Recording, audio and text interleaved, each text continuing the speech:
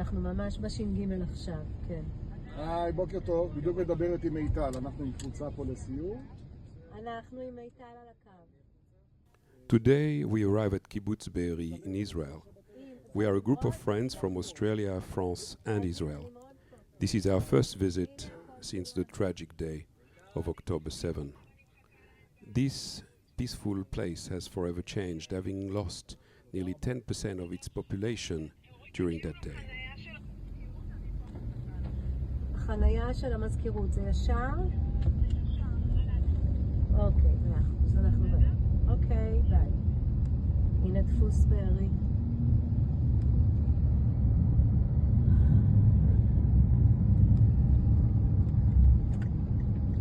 Many of Dfus Be'eri employees were murdered. Some of them have been kidnapped. We will hear the story here. Yes. Visitors today. What do these kibbutz do? They have a printing industrial and they have agriculture. I believe we'll hear now from Eital.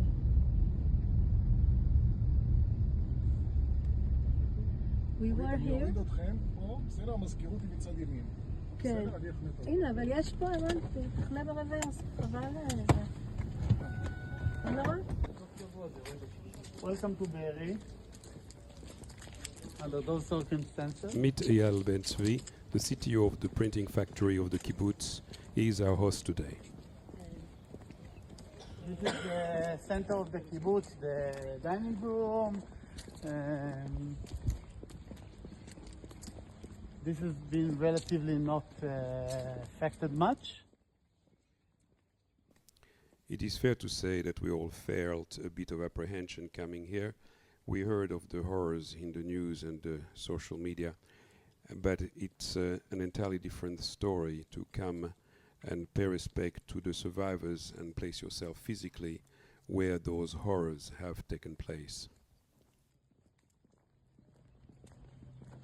We get to the western neighborhoods, we see a lot of destruction.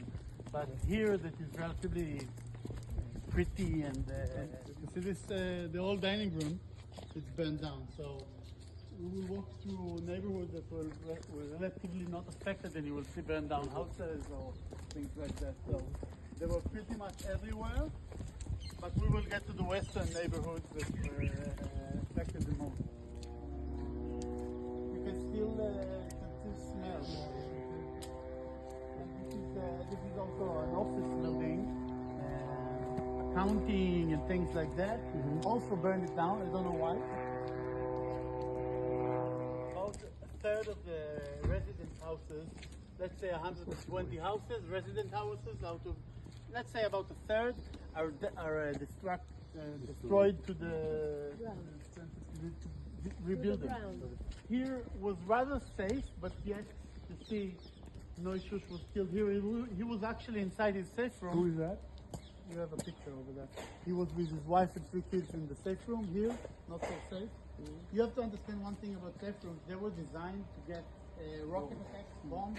They were not designed against the doors are not bulletproof, and they were not against fire. I was not under fear of this. That's the artillery, Israeli artillery. They're relatively far now from Be'eri, so the noise is not that frightening, but when they were closer it's pretty, it's pretty not nice, I would say. It makes you move a bit, or even worse, but now it's okay.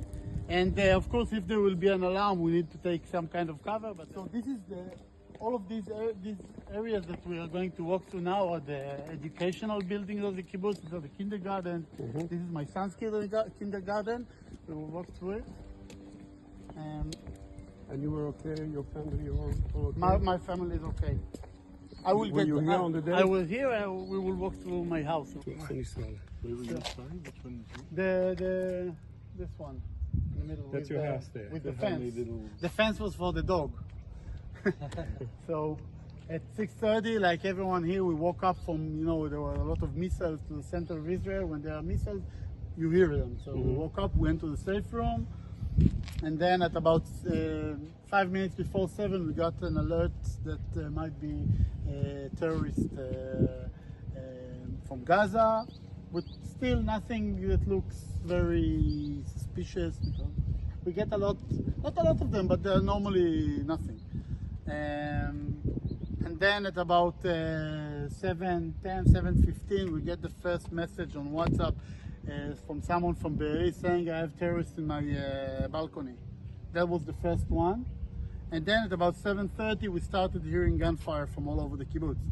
So the security group got over there the massive fire from above. So we heard that, and then fires from over there. It started getting louder and louder, something. And I've been in the IDF, I was an officer, I was on tanks. I heard a lot of fires in my time, but this was something else, like a cacophony of sounds all around, and it went on and on. I think it was about 10 or 11 that we started getting evidence of bullets going through doors on WhatsApp, that they are firing at doors are not bulletproof, etc. And then and some photos and videos of how to hold the handle from inside.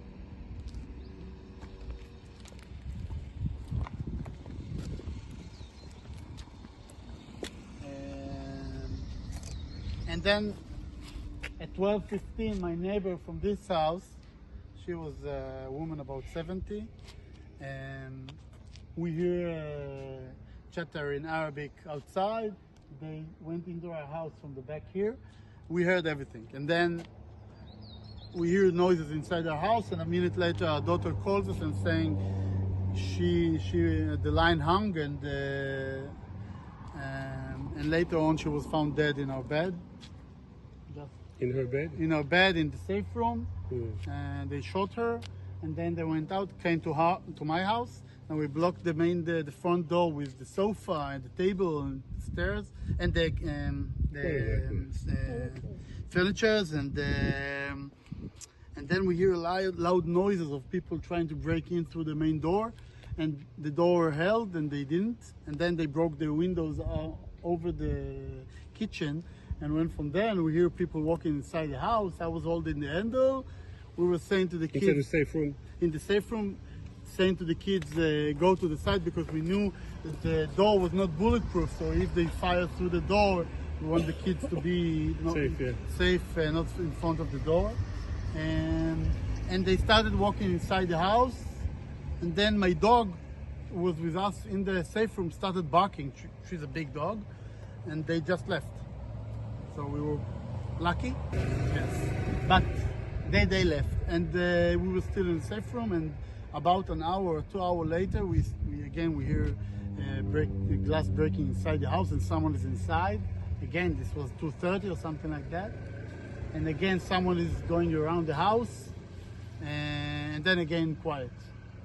At about 4 p.m., we hear talking in Hebrew outside. After a lot of shootings, heavy fightings, and then the IDF got to our house.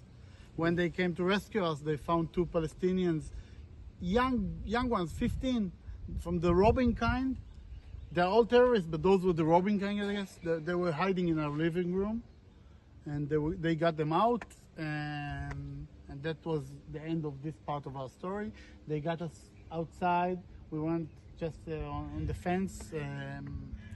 It was also interesting. I was, with a baby, with his diaper on my hands, and then someone starts shooting, and they saying, get down. I'm getting down with a baby on my hands. When we got to the entrance of the kibbutz, we saw some bodies. Unfortunately, my kids saw bodies as well. But we were out, and so we are safe, yes. And the kids are fine. They had quite a story, but fine. God bless Netflix. We had tablets and we had electricity the whole time, so the kids were on the tablets all those hours from 6:30 to 4 p.m. They were on the tablets. They heard, gunfire outside, explosions, everything, but they kept cool. I don't know how. Maybe they thought it's a part of the movie. I don't know. And we said burglars and not terrorists, so maybe it helped them as well. I wasn't that cool like I'm now. I was a little bit, I almost shit myself, but that was not nice. But we are alive and well. As you can see, we're very lucky. Rotem, if you know the names, Raya and Dila and Emily, Ila's friend, they were in the house. And they just got to them, took him out, told them we're going to Gaza. Emily was later on announced dead by mistake. There is mistake. Someone identified her body. She was 8 when she was abducted, or 9, and they were released, all 3 of them. On this house, the Sharabi family. So Yossi and Nira, we actually passed by Nira on the way. The 3 daughters and Ophir is Yossi's daughter's boyfriend. They were taken out. They walked them to a car and didn't have enough place, so they took on only the boys. There was another guy from another family to put them on the car, and Nira took all the girls and ran away. They told her, wait here, and she ran away. So they were saved? They were saved, and Ophir was, the boy was released, and Yossi unfortunately did not make it, and he died in Gaza about a month and a half ago. Yossi was head of security in Be'eri Print. Was also a friend, very dear guy. But you must be torn though between keeping this as a remembrance or a building. You know, that's another complex issue, because you don't want to live in Auschwitz, okay? I mean, this is, You don't want to let them in. this is Auschwitz. And clearly this is important for the world to see, etc., but you don't want to live in Auschwitz. Okay. I think telling your story a million times. first of all, I'm pretty cool. Keeping a cool face while telling that people died, but Yes, reinforcing. yeah, but my mother says it's therapy for me. In the days after October 7th, I learned all the stories of everyone, and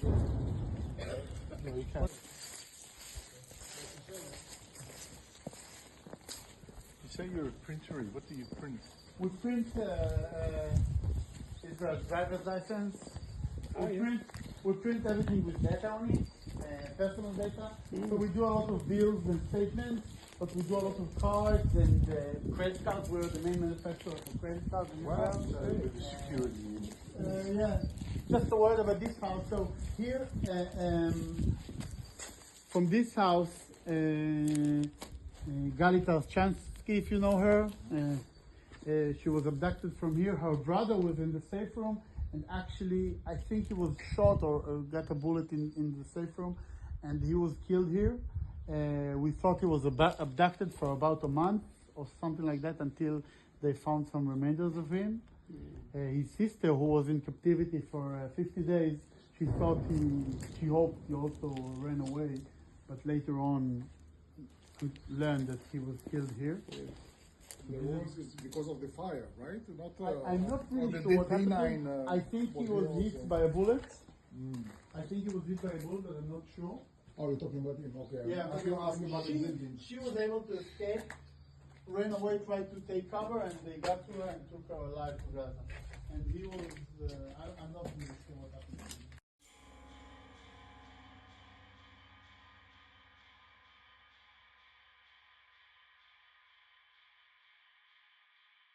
Yeah, exactly. That's French Moroccan. Yes. So her daughter is here. She was also Mayana. She was also murdered with her husband over here. Their house was burned. And also Marcel and Bori. She was also burned and Bori all the way.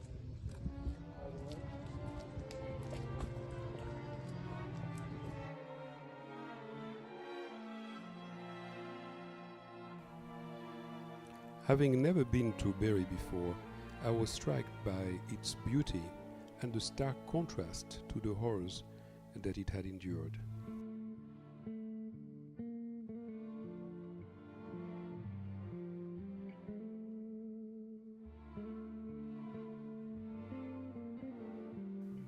The serene landscape, so full of life, seemed at odds with the shadow of tragedy that was hanging over the place.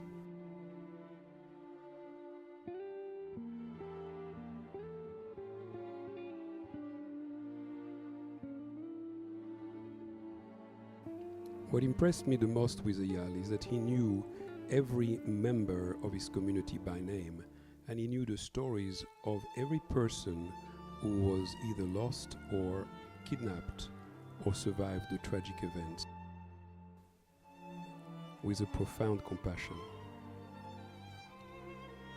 Eyal's connection to every soul was painting a picture of a community that was tightly knit by shared experiences, both joyful and devastating.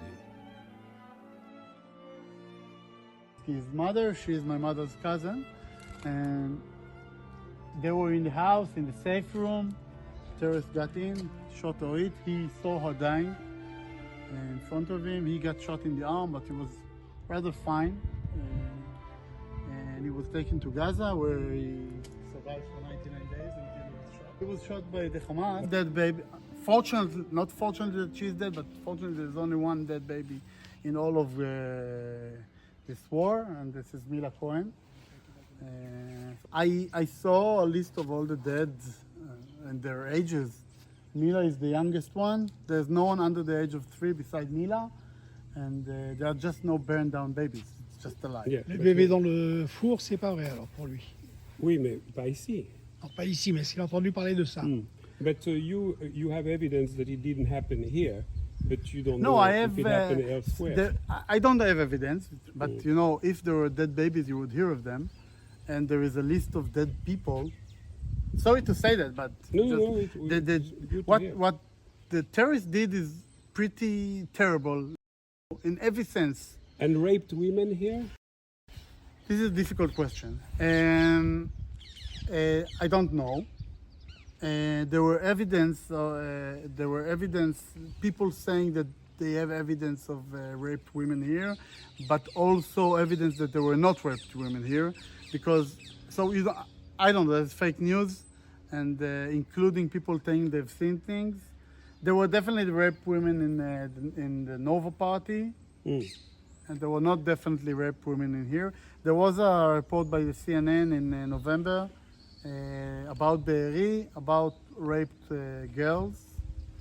I know who. And there's also evidence that they were not raped, so I don't know. Et la femme enceinte I don't éventrée dont ils ont tué le bébé, c'est... And the woman that was pregnant, that they actually... I don't think it's true. I don't know. You I don't know. I don't think it's true. It's not from Be'eri, and No, I don't- February, but perhaps you I know heard that this story. little babies. We don't. There are no dead babies beside Mila. There's just a list, you know. No, in Israel there are no dead babies but Mila. There's just a list of names. If there was a young boy or girl dying, you would have his name and age. But they kidnapped babies, though. They kidnapped 2 babies. babies. I hope they are alive. The Bibas Bibas. are here in Kfir. I hope they are alive. Hopefully, Mila will not have company in this So where do you hold the- tragic list. Where do you hold the belief, though, that this did not happen because the government said otherwise? I don't think the government said it. Is it because, well, the Prime Minister had it in his tweet. So tell me, is Don't it talk to me because about you've Bibi. seen a list and... I've seen a list of... Someone was mapping all the known dead Israelis. There is quite a long map of dead Israelis and their ages, and there's Is one. it somebody from the government? No. Someone that I private? yeah, someone private. So you prefer to believe the private rather No, than I believe don't- the government? No, I'm asking you. I haven't heard any evidence of any boy, any name of any boy or girl dead under the age of 3. Okay. Mais la femme enceinte, tout le beside monde en Mila parlait, Cohen. oui. Yeah, everyone Now- talks about that pregnant women. Yeah, no, I'm not saying that the Hamas are nice. I'm not No, I undermining understand. everything. I'm saying that better stick to what you know and not what you don't know. You understand? So Anyway, in this house, a baby died. Okay, that's for sure. I know that. By the way, I know that live because she wrote on a WhatsApp group live. I saw it live. It was the worst moment on that day, that she was saying Mila is dead and her daughter. She died in our arms, and that I know for sure. And also, by the way, Ohad, our husband, is dead. He was my age. He was a friend of mine, and we grew up together. The boys are alive. The mother was severely wounded. She was in the hospital later on. She was shot 3 times. She was in the hospital for almost 4 months. She was just now out. And now she's with the boys, and her daughter and husband are dead. You were hiding with your family. Did you think you were going to make it? What was coming through your mind? Because it was a long time. I thought in the beginning until 9, I thought it was going to end soon. And then I didn't know. I remember writing to everyone, if we make it, if we make it, then. I said, I understood that the destruction and there were a lot of casualties. I said, if we make it, we have a lot to build. I didn't know if we were going to make it, no. And what is your view of Israeli response to Gaza? Do you think they're going too far? Do you think that's not enough? Our response, like in the responsibility response, I don't know. I think that from my point of view, if you don't have an objective, then you have a problem. The army, I was also an officer. The army can't fight without an objective. So I don't understand the objectives. I have no problem with killing terrorists.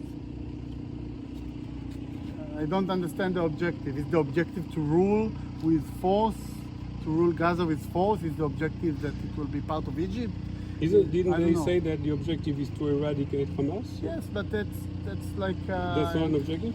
That's more like a slogan. In this house, the Aran family, they had a lot of guests. Terrorists came here. I think there's some kind of video from the outside showing a tractor walking on the safe room, opening it, forcing them out. There was some kind of negotiation going on. Unfortunately, they killed Avshal and they kidnapped everyone else. All of them were released in the previous round, except for Tal, who is still in captivity in Gaza. So this is the Aran family. Exceptional family. Avshal was one of the main businessmen of Be'eri. He was a CEO for a few companies and was chairman of Be'eri in Be'eri's Industries. And Shoshan, his wife, is a doctor for biology, and she founded something called Fair Planet. She was really, something special. She's alive, and Avshal also, and he was also.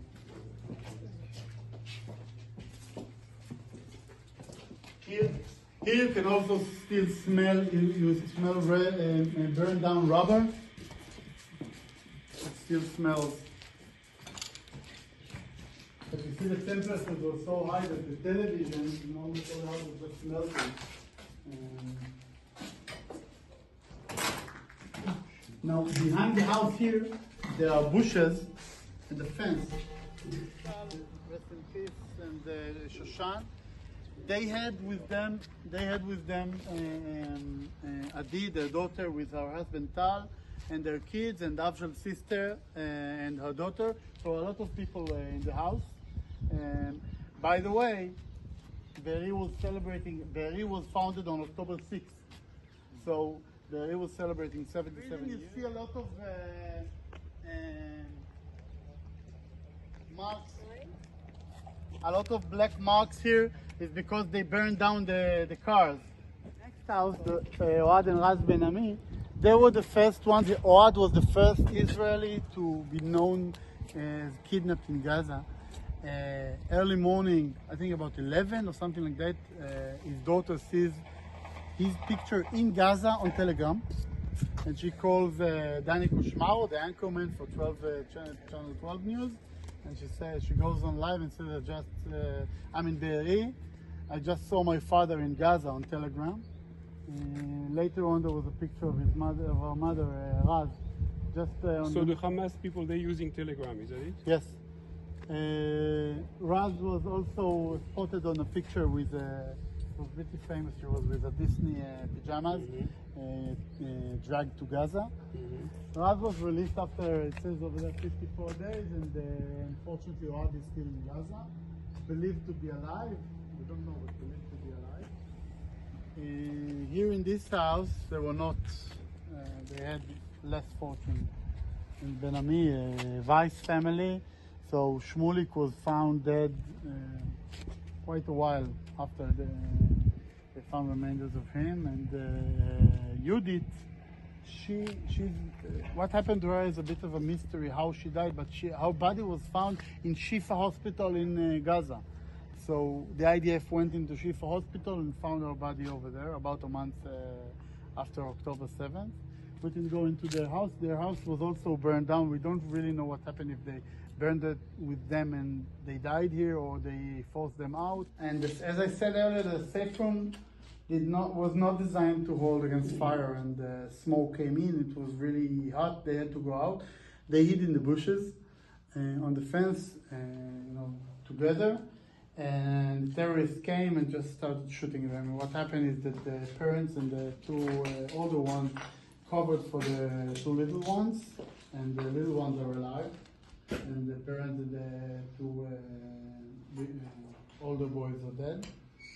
And what happened afterwards is that their neighbor from the next house were able to get the little ones inside the safe room and get them. So they are now safe somehow. Not, I wouldn't say they are well, but they are safe. It's the Evans family. And all of this row, all the houses are burned down as well. So all of this they all candidate for full demolition there. Yes. You're going to fully demolish Yes. the whole thing.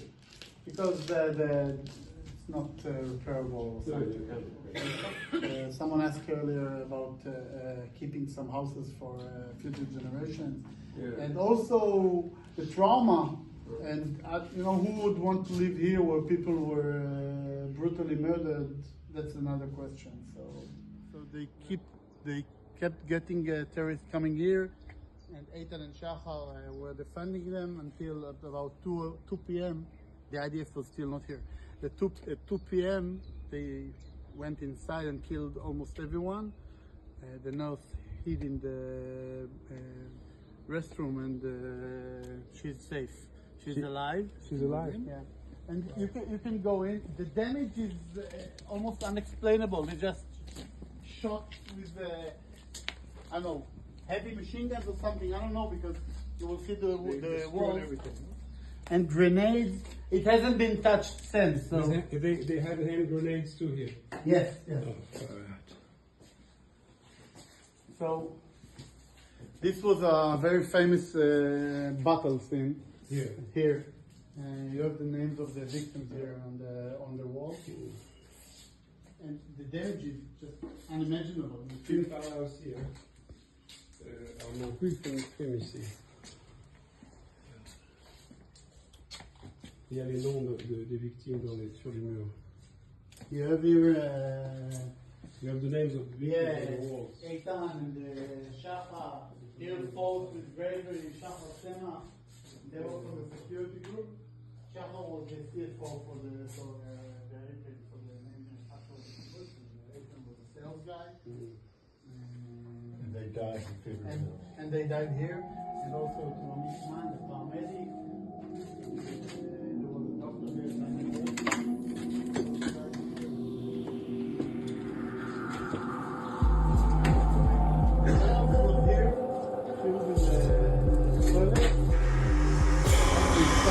They went into action, we were in close range.